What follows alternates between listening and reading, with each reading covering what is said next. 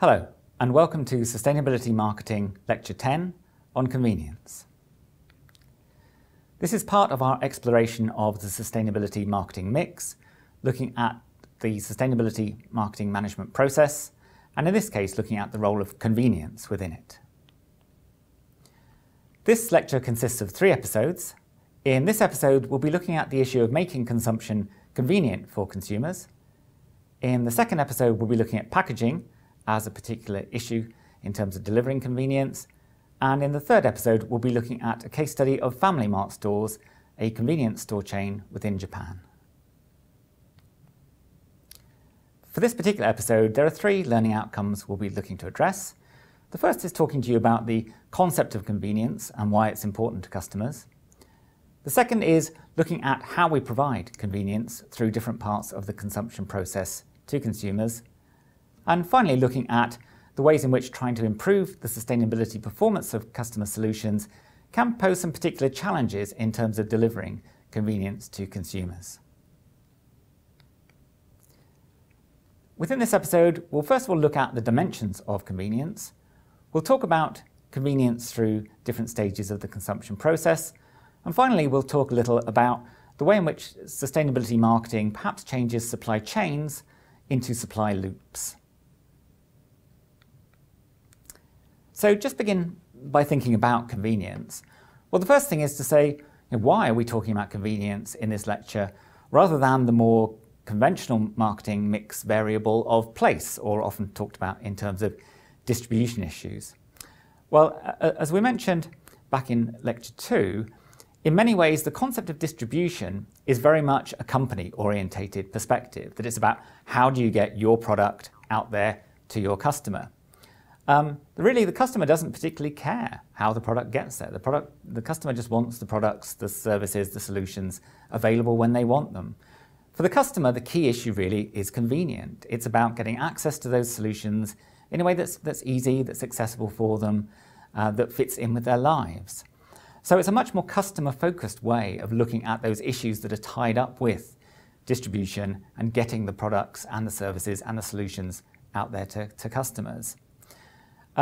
It's also a key issue within modern life. The renowned sociologist Elizabeth Shove has written some very interesting work on how the life of the modern consumer is very much a quest for the benefits of comfort, cleanliness and convenience, and that many aspects of our homes, maybe that impact the sustainability of our lifestyles, are to do with wanting convenience in terms of how we cook our food, how we wash our clothes, taking things like showers. That very much, modern life is this quest for convenience as she sees it. And partly that's driven by time pressure. We tend to lead pressurized lives, busy lives, in which time is a precious resource. And although we often think about how much a product might cost a customer in terms of the price we charge them, for the customer it's often more about the convenience. How much time does it take to actually get hold of the goods or services that they're looking for? The other thing to say is I think you can see convenience as a key success factor, that many of the products and services on the market that have tried to market themselves on a sustainability basis, the ones that have succeeded, the ones that have failed, often it's been convenience that's been the key factor. Often we've sometimes asked customers to do something that's just too inconvenient for them to embrace, or we found ways of making sustainable consumption so convenient for consumers that they're much more willing to adopt it. So in terms of a definition of convenience, if you picked up a dictionary and looked in there under the word convenient, tried to find out what does it actually mean, well, it would say something like that something is convenient if it's appropriate in time and place, if it removes discomfort or trouble, it promotes people's sense of ease, and is well suited to one's wants. And what strikes me is if you look at that in terms of elements of a definition, it sounds very much like marketing. That's very much the kind of thing that marketers are trying to deliver to customers. They're trying to think, well, what do they need? What would make it appropriate in time and place? What would solve their problems, remove any discomfort they have, ease their troubles, and what would be very well suited to their needs? So convenience, really, you could say, is absolutely the core of marketing. If we try to say, well, what does convenience actually apply to? Sometimes when we talk about convenience, it's about a particular type of goods. I mean, one way that products are divided within marketing literature is into convenience goods, which are the type of goods we buy every day. So if we go to the supermarket and we pick up bread and we pick up eggs and we pick up milk, those are the kind of convenience goods that we hardly give any great thought to when we're purchasing. You know, we just go into the store, we just want them quickly and easily and without too much thought. The second type of goods are shopping goods. So shopping goods are things you buy perhaps more occasionally and perhaps give a little more thought to. So, you know, if you're buying a pair of shoes, for example, or you're buying some clothes, you buy it less frequently, not every day, and you think about it a little bit more. And the final type of good are specialty goods, things that you would only buy once in a while on very special occasions. So if you're buying a new house or a new car, it's not something that you might do, you know, every year, never mind every day, or even buying things like birthday presents, for example, where you're buying something rather special and out of the ordinary. So sometimes convenience does describe a particular type of good. It also describes a particular type of store. A convenience store are those small stores that tend to carry a wide range of the types of products that busy urban consumers in particular want easy access to. And when we look at Family Mart stores in episode 3, that's an example of a very well-known convenience store format in Japan. Excuse me. And finally, convenience can be an attribute of a particular sustainability solution, for example. So when we look at a particular good or a particular service, we can think about it in terms of the convenience that it provides to consumers. So in terms of where convenience is important within the total consumption process, it's basically at all stages. So we might, you know, provide convenience for consumers even before purchase. So if we provide information for them, for example, so that they can easily compare products that they're going to buy, or they can find out exactly when and where they're going to be available, so they don't have to search around for them. So even before a product is bought, we can give convenience to our consumers. You know, we can make things easy to purchase during the actual purchase process. So, for example, providing credit through credit cards, providing, you know, parking near retailers so that consumers can easily get to goods. So during the actual purchase process, we can make things easy for consumers. During product use, so if you're actually using a particular piece of equipment, say like a washing machine, or even if you're cooking a particular foodstuff, we can make it easy for the consumer, perhaps by an element of pre-preparation, perhaps through very clear instructions on how the product should be used. That we can make things nice and simple for the customer during the use phase. And finally, at the post-use phase, and that often is very important for sustainability marketing solutions, that often, you know, something that's very simple to do with products is to throw them away. And conventional approaches to consumption where you use a product and simply throw it away, you know, is at least relatively simple and convenient, if not very sustainable. And asking customers to do something extra after a product has been used perhaps is a little more complicated for them. And at that point, often it becomes very important to find some way to make it convenient. And we know from the research data, for example, that if you want consumers to recycle products from homes, the most effective way is to provide curbside recycling, where the recycled material is picked up from outside their house. So really all the consumer has to do is sort it, leave it outside their house to be collected. And if you put on that kind of convenient system, then most people will tend to join in with it. One way in which we can provide convenience for customers is through the co-location of particular goods and particular types of stores. And if you think about why do shops exist? Why do we have stores at all? It's so that when we go shopping, we can find a whole range of different goods and perhaps services as well, all under one roof. So the basis of the supermarket as a retailing format is one of tremendous convenience for the consumer. And through an extension is the idea of a shopping mall, where you have a wide range of retailers brought together under one roof in which the consumer is protected from the weather. There's easy parking usually available. There'll be refreshments available so they can eat and drink. So the whole shopping experience becomes one that's geared towards convenience and to being a relatively enjoyable experience for consumers. So really, the whole shopping process is about, very often, providing an element of convenience to consumers. The actual notion of getting products to consumers, typically through those retail stores, tends to have environmental impacts all the way through that distribution chain. And one way of thinking about sustainability in terms of the impacts of products and services is to look at that whole supply chain and where particular impacts are occurring, and thinking, well, where can those impacts be perhaps reduced? And you'll see from the chart on the slide, looking at the environmental impacts, this is looking at food within the European food industry. And you'll see there that the majority of impacts on the environment linked to food consumption are actually back in production. So half of the overall impacts, as a sort of ecological footprint analysis would tell us, are at the production stage.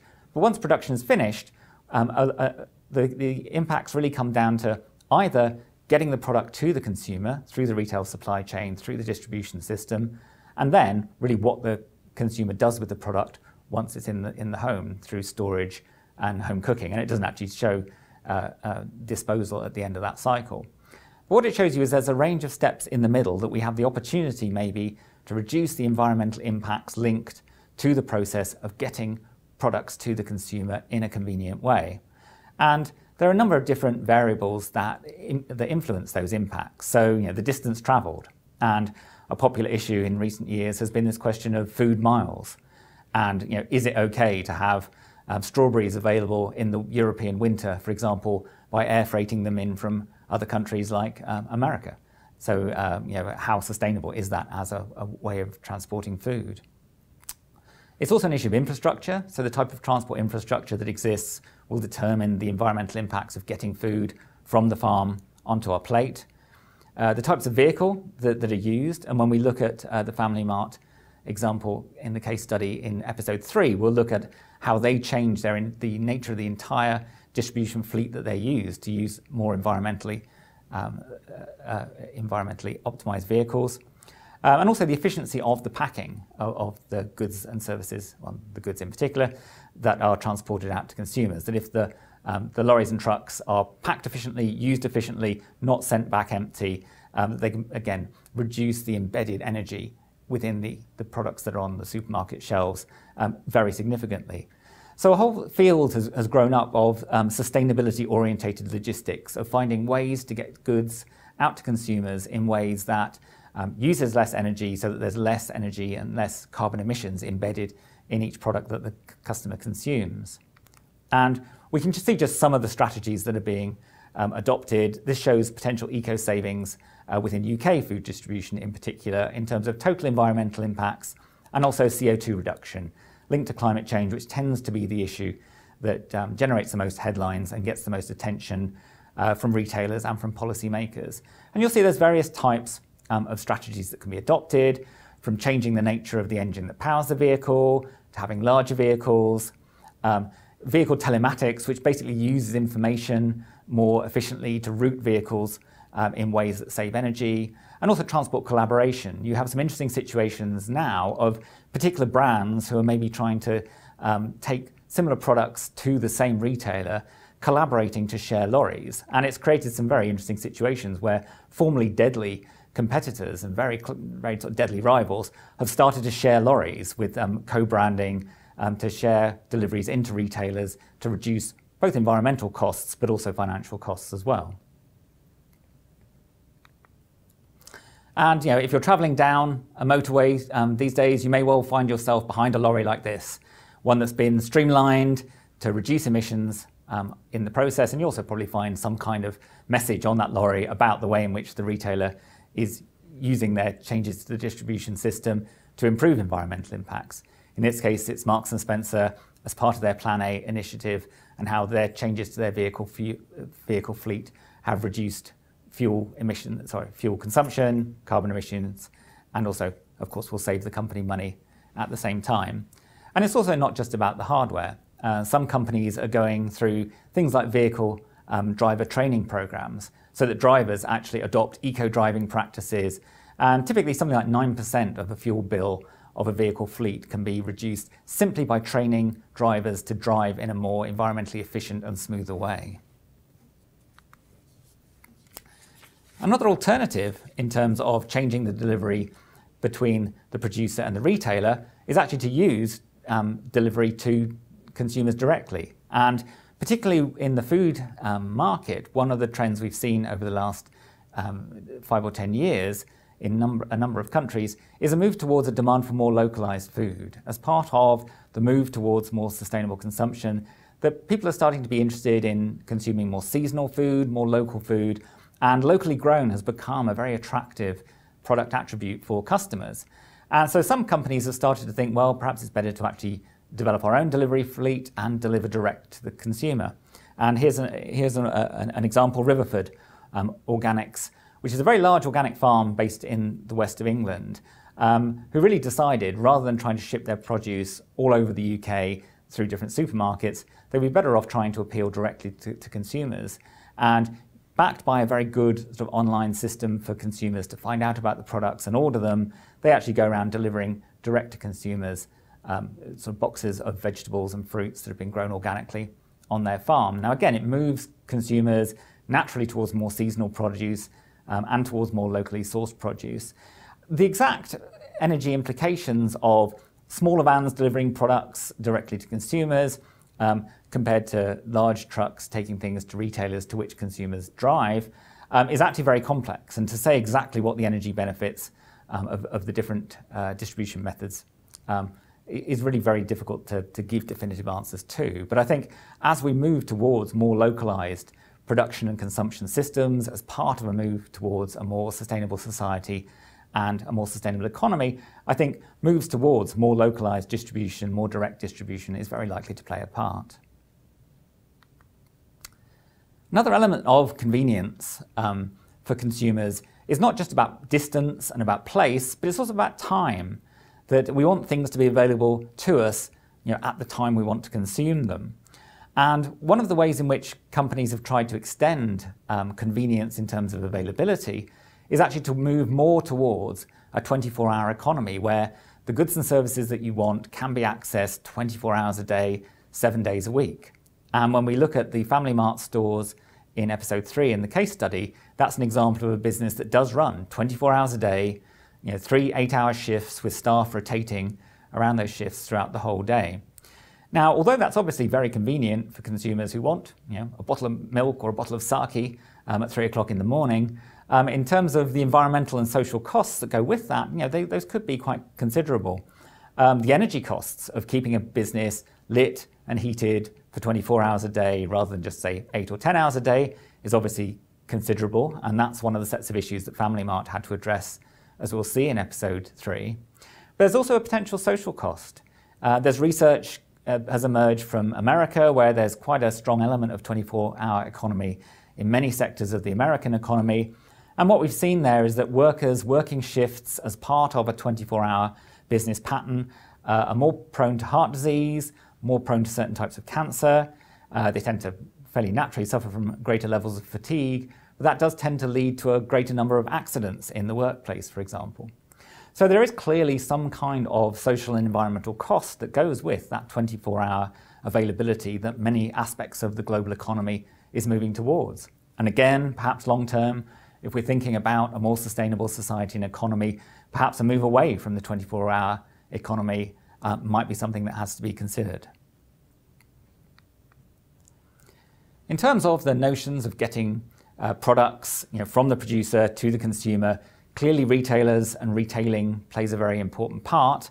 And this is an area where, in terms of sustainability strategies, a great deal has happened. I mean, very often for the consumer, it's the retailer that's the point of contact in relation to the brands that they're purchasing. And so the retailers are a very important source of information. They're often very strongly trusted brands. If you look at surveys of which brands do consumers trust the most, retailers tend to score very highly. I think partly because they tend to come into contact with them almost on a daily basis, and so that familiarity tends to create trust. Within the retail market, we can see really two types of retailer in relation to sustainability.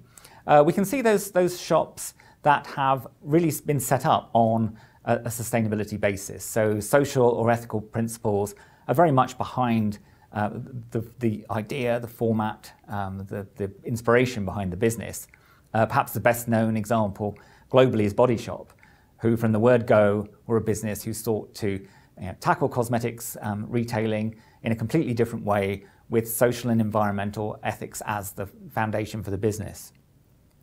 Then on the other hand, you have retailers who are maybe long-established retailers, maybe one might say more conventional retailers, but who over time have sought to embrace sustainability and adopt more social and ethical and environmental values in the way they do business. And so Marks & Spencer and their Plan A will be a good example of that. Migros supermarkets in Switzerland and other countries as well have become often leaders in sustainability solutions and sustainability retailing, but they're more a case of a more conventional retailer who's moved towards sustainability strategies. There's various different ways that retailers can promote sustainability within their markets. In some cases, they can work with consumers, and you'll find increasingly retailers trying to promote sustainability solutions to retailers to their customers in terms of promoting reductions in waste, for example, and how to avoid wasting food, how to avoid waste packaging, and such like. You also see companies increasingly working with their suppliers. So companies like IKEA, for example, have developed their I-Way code, as it's called, for suppliers to adopt and to abide by in terms of meeting the sustainability standards that IKEA set. Boots, the retailer within the UK, for example, who are a leader in sort of cosmetics and healthcare and personal care products, they've worked very extensively holding workshops with their suppliers, really training those suppliers, teaching them how to become more sustainable in their own production and distribution systems. Most major retailers now have adopted environmental management systems and gone through things like ISO 14001 accreditation, and again, that's something we'll see in the Family Mart example. And most retailers have become very interested in reducing their own energy bills, for example. Most supermarkets have tremendous bills attached to heating and lighting, refrigeration, and such like, and most stores are now looking for much more energy efficient ways of delivering their retailing services to customers, as well as finding those more efficient, more effective distribution solutions that are lower in energy and lower in emissions. In terms of once a product actually gets to the customer, there are issues about convenience in how that product is used. And some products, just by their very nature, emphasize convenience. So if we think about instant coffee, I mean, instant coffee is successful because it's instant, it's very convenient. Single-use batteries, it's very convenient to just plug a battery into a particular gadget, have it work, throw it away again, use another battery. It's much more convenient than for example, having to plug particular equipment into the mains power all the time. And if we look at a company like Apple, for example, I mean, Apple, a wonderful company in many ways. The design is beautiful, lovely to use, but it's tremendously convenient. If you open up your iPad, it works instantly. You don't need to boot it up. If you want to install software in it, it's just a kind of couple of taps with your finger on an app and you're ready to go. And I think Apple, perhaps more than any other company, I think have understood the extent to which convenience in the way the products actually work can provide a tremendous amount of competitive advantage. And a product like a washing machine. A washing machine is successful really because it's a lot more convenient than trying to wash your clothes by hand. So our household is full of products who are really there because they're there to try and deliver convenience to us. I think what we find in developing sustainability solutions is there can be some element of trade-off. That in terms of getting an improved sustainability performance from our products, we maybe have to make some compromise in terms of convenience. And batteries is a perfect example. If you want to use rechargeable batteries, it actually saves you money and it's much more good in terms of impact on the environment, but it's just not quite as convenient as picking batteries out of a packet and throwing them away once they're used. So, it sometimes seems strange if you look that rechargeable batteries have still not taken a very large share of the global battery market. And it's not because they're expensive, because in the long run they're not. They save the customer money, but they do ask for that compromise in terms of convenience. So very often when companies are looking for developing a sustainability marketing solution, it's how can we make them as convenient as possible? And if we do have to ask for some type of compromise, can we help the customer to overcome that?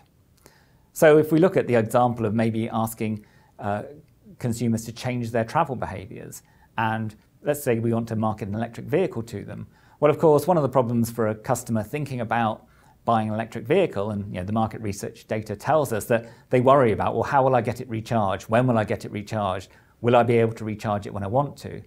So initiatives in many towns and cities combining parking spots with electric vehicle charging points means that if I park my car at a retailer or if I park my car at my office, I can recharge it while I'm in the building. When I come out, I can drive away. I just really don't have to worry about how and where to get my car recharged. So you're bringing that convenience into the sustainability solution. The same with ride sharing. It makes much more sense for people to travel to the office if they're going to go by car, sharing it with colleagues from the same organization. And the ride sharing initiatives operate in many countries, but sometimes again it's seen as a little bit less convenient than just going on my own exactly when I want. So if you offer priority parking, priority travel lanes for people who are sharing rides, then again you've made it suddenly much more convenient for them. So trying to build those convenient dimensions into those sustainability solutions is, I think, a very important element of getting customers to adopt them. It's worth saying as well, sometimes the compromises that customers have to make in terms of convenience are sometimes more perceived than real. That actually when people come to adopt the new behavior, change the product, they find it's not really as inconvenient as they feared. So sometimes there's also an element of communications about it, and in the marketing communications process, reassuring consumers that engaging in a recycling behavior, changing your transport behaviors, running your home in a more energy efficient way, is actually perfectly convenient. And there are products such as smart boilers or energy meters that can help you to do that in a convenient way. As I mentioned, it's in post-use that particular challenges for convenience are posed to consumers. Consumers used to just throwing things away are suddenly being asked to do something more than throw things away. And so if we're asking people to reuse products or recycle products or treat them in some way differently when they finish using them, that obviously adds an extra layer of complexity into the consumption process that we need to try and make convenient for customers. And here's a perfect example. It's a supermarket stall selling new batteries, and on the side of it is a little box saying recycle your old batteries here. So that when you want some new product, as long as you remember to take your old product with you, you can drop it off for recycling. And even though you haven't gone the sort of full step in terms of moving to rechargeable batteries, at least you've done something responsible with the used batteries once you finish using them. So we have to try and make the whole post-use process easy for consumers. And what you'll increasingly see with products is instructions on how to use products and how to dispose of products after use in a way that's responsible and sustainable. Some products reach the end of their use, but not the end of their life. I mean, when a battery is finished in terms of power, then maybe you just want to get rid of it. But let's say a computer no longer meets your needs, it's no longer fast enough, you want to upgrade to a newer model, but there's still life in the old one. So you can maybe find some way of passing that product on so that somebody else can get the use and the value from it. But that, of course, poses a fresh set of convenience problems for the consumer. And what we've seen in recent years is really the emergence of particular types of channel or methods by which consumers can reuse products, maybe not personally, but allow them to go back into the value supply chain to be used by others. And my favorite example is eBay. I love eBay, both for buying products for myself in a way that I feel I'm not using up virgin resources by buying them because I'm buying products that somebody else has used first, or getting rid of products, things that I no longer have a use for but still have some material value. I will tend to eBay to get rid of, and you feel they'll find a new home, they'll find a new use, and the resources that are embedded in them won't be wasted. So we are starting to see increasingly convenient solutions arising whereby customers can find a use, find a value for old products even once they no longer want them. Perhaps the most interesting element of post-use consumer behavior and how to make it convenient is the notion of reverse logistics and turning the whole idea of supply chains, which are very linear, which begin with the producer and go through the retailer and distributor, end with the consumer and the consumer throwing something away into landfill. If we reclaim old products from customers, the material value in those products can go back into the whole production process so that we've turned the supply chain that's very linear into a supply loop, allowing us to recycle those resources. And in a number of different markets, particularly vehicles, electronic equipment, batteries, packaging, we're seeing regulations coming in countries like countries of Europe, in Japan, for example, whereby companies are mandated to collect old product from consumers in order to reuse it, remanufacture it, recycle it, and that really creates a whole fresh range of challenges for companies, because you have to try and get that old product back from consumers, you have to persuade them to return it back into the value chain, which creates a whole range of convenience and customer relation management challenges. We were involved, for example, in a project working with Mercedes-Benz to try and remanufacture old engines, because if a car engine goes wrong within a few years, it can often be reclaimed, it can be reconditioned, remanufactured and turned into a nearly new engine, which can then be put into cars maybe whose own engines have developed a fault. Now, doing that is a much more cost-effective way for the company to provide a new engine to a car that needs it than manufacturing a brand new engine and putting it into it. But it was a considerable challenge for them to actually get hold of those old engines, because the customer may have had the car for years, they may have sold it on to other people, the car may have changed locations, may have changed countries. So for Mercedes to be able to keep track of the cars they've sold in order to be able to reclaim old engines through their approved dealerships when a particular car either reached the end of its life or developed some kind of major fault was really very, very challenging for them. But they did manage to develop ultimately a very successful system for doing that. But I think the most interesting thing is that if you change from a supply chain to a supply loop, you've actually changed the nature of the roles within the whole marketing process. The consumer is no longer simply the recipient of value at the end of the chain. The consumer has become a supplier of material value back into the whole consumption and production system. So it's very interesting that suddenly your consumer is no longer just your consumer. They're also one of your suppliers. So in terms of changing the dynamics of the relationships within the marketplace, that's really a very different way of thinking about the whole marketing process and how you develop and execute a marketing strategy within it. So in terms of thinking about the whole issue of convenience, ultimately it boils down to a very simple idea, which is that success in sustainability marketing is very often down to making it easy for the consumer, making it easy for the consumer to buy, to use, and to dispose of products responsibly, or to find ways of reusing products responsibly after they've finished with them. So it's making it easy really is the key.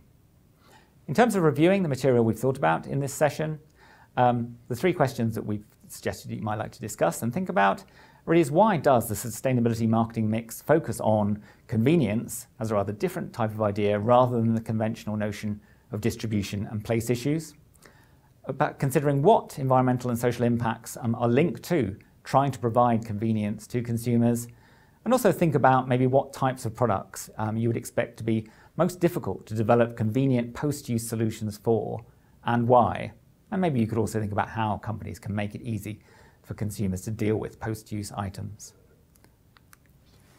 In terms of references to look at for this particular episode, we recommend obviously Chapter 10 in our book, Sustainability Marketing, which is entirely about the concept of convenience and covers many of the issues we've just talked about in this episode. I'd also recommend the European Commission report towards a greener retail sector. That looks across a wide range of types of retailer to look at some of the strategies that they've adopted to try and develop more sustainability-orientated retail solutions that deliver both products and convenience to consumers in a more sustainable way.